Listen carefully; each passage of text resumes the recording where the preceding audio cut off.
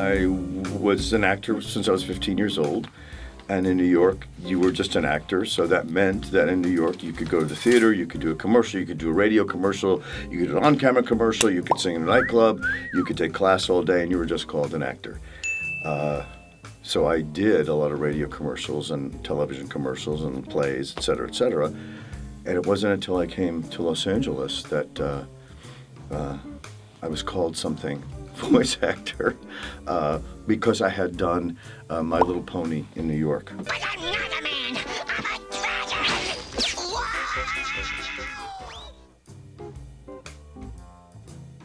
I don't have a process.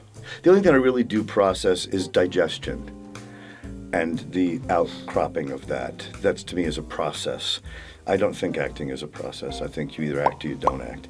And I think particularly with something as spontaneous as animation, that my improv background has helped me enormously. It's a combination of improv acting, theater acting, and character acting. I think thinking is dangerous. So thinking would suggest a process, and you're giving me way more intelligence than I have. I don't think about it, I just figure it out.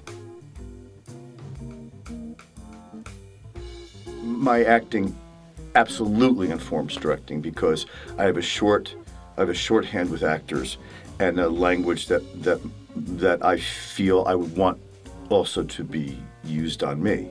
Because I know that actors' energy, when you're working, you don't want to be stymied. You don't want to have to listen to, it's, I'm already gone. As an actor, I've also learned a very different sense of what goes on the other side of the booth. So my patience level is way higher sometimes and way lower sometimes based on what's going on in there. Because if I think it's really unnecessary, I'm thinking now as the director, cut to the chase to the people in the room. Stop wasting time! You're killing me! And then sometimes I have great compassion and I go, oh my God, they're really putting her hoo-hoos in the ringer.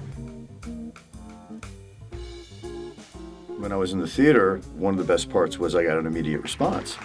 But this isn't the theater, so I don't even know who's out there.